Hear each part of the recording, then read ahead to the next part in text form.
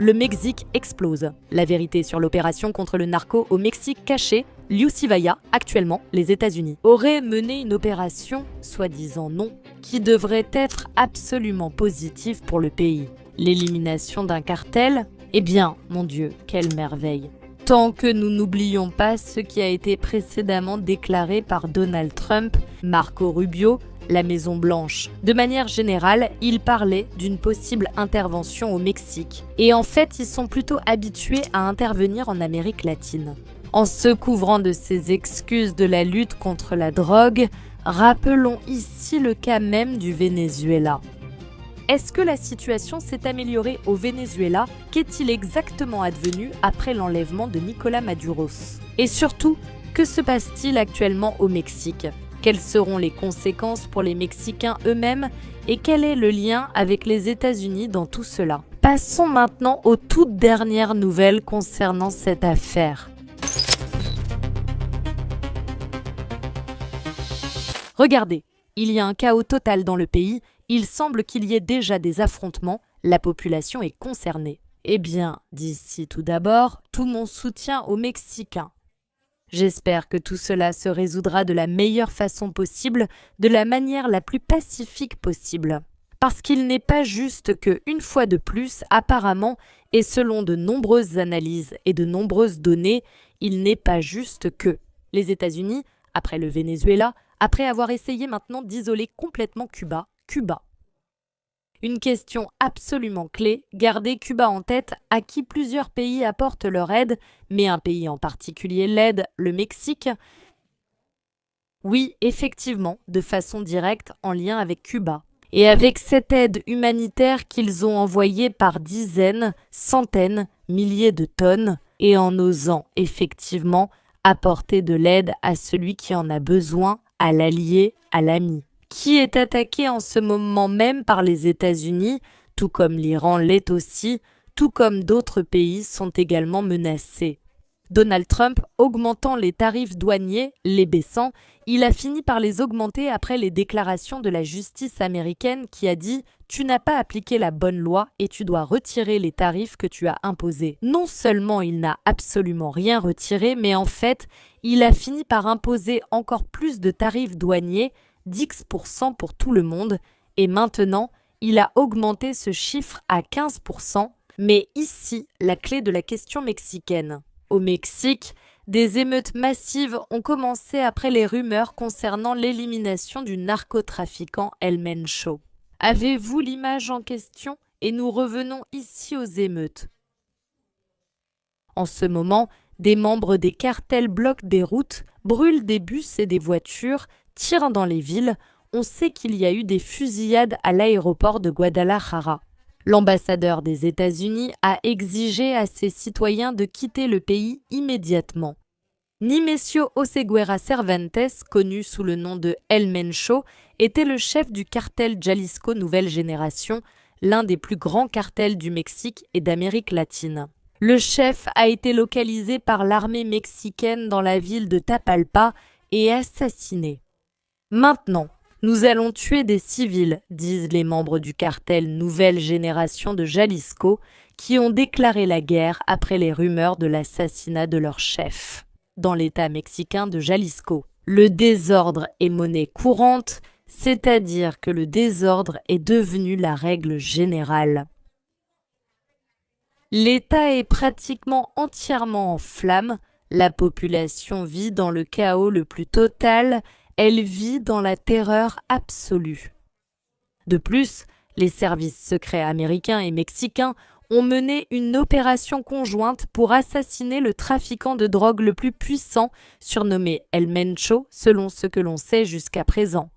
Les cartels ont commencé à brûler des camions et à bloquer des routes dans plusieurs villes, de Puerto Vallarta jusqu'aux environs de Guadalajara. Les militants du cartel CJNG viennent d'attaquer un poste de la garde nationale dans l'État mexicain de Jalisco. Les militants ont attaqué la prison d'Ixtapa dans le port de Vallarta, ce qui, selon les rapports, a entraîné l'évasion de prisonniers. En ce moment, des affrontements de rue ont lieu à Guadalajara entre des membres du cartel CJNG et les forces de sécurité, c'est-à-dire, une fois de plus, l'état d'urgence national au Mexique est total, pauvre population civile, effectivement, tout notre soutien aux civils comme d'habitude. Juan Vega, tu as tout à fait raison, j'espère que cela se terminera le plus vite possible. Mais ici, je me demande, et je vous demande aussi à vous, qui pourrait être derrière ces troubles? Qui pourrait être derrière le besoin, à un moment donné, de donner un coup de main? Qui est l'ami de l'État mexicain que les États-Unis, pratiquement depuis le début de leur existence, considèrent comme leur arrière-cour? Et c'est ce qu'on a essayé de faire comprendre à la présidente Sheinbaum, qui, en effet, a tenu tête à Donald Trump à plusieurs reprises. Ils n'ont pas pu la faire plier concernant ces tarifs, ces droits de douane imposés par Donald Trump. Mais surtout, les États-Unis, je le répète, n'ont pas pu vaincre Sheinbaum sur la question des droits de douane et ils n'ont pas non plus pu vaincre Sheinbaum sur la question de Cuba. Parce que le Mexique, je vous le rappelle, a envoyé, et les Mexicains le sauront mieux que quiconque, des tonnes, enfin, des milliers de tonnes d'aide humanitaire à Cuba. Et il est resté là jusqu'au dernier moment, essayant de contrer les efforts des États-Unis pour prendre le contrôle dans la région. Et maintenant, regarde, catastrophe absolue, évidemment, si le chaos total et absolu éclatait, les États-Unis pourraient l'interpréter comme un risque pour leur sécurité nationale. D'un côté, là-bas, Donald Trump détourne aussi l'attention parce qu'en Iran, il voit qu'il ne peut pas aller jusqu'à ce point où il pourrait sortir victorieux, pratiquement en un claquement de doigts. Alors, il doit y avoir une alternative pour continuer à botter en touche. En effet, ici je pense que Palmore a vraiment mis le doigt dessus. À partir de maintenant, ce qui va se passer au Mexique sera une lutte pour le pouvoir absolument féroce. Et quand les narcos finissent par s'affronter, oui, les civils vont souffrir, mais surtout, c'est l'État mexicain qui va en pâtir. Ils devront voir comment ils vont gérer cela et, je le répète, voyons si cela ne finit pas par une intervention directe des États-Unis. Parce que, évidemment, ce qu'ils recherchent, en fin de compte, ce que recherchent les États-Unis, que ce soit bien clair pour tout le monde. Les États-Unis, ce qu'ils veulent en ce moment, c'est transformer toute l'Amérique latine en leur arrière-cour. Ce qui leur importe le plus, bien sûr, ce sont les pays les plus proches, ceux qui sont justement à la frontière, dont, entre autres, le Mexique. C'est un pays avec une économie très précaire, c'est un pays que, en définitive, les États-Unis aimeraient vraiment contrôler entièrement.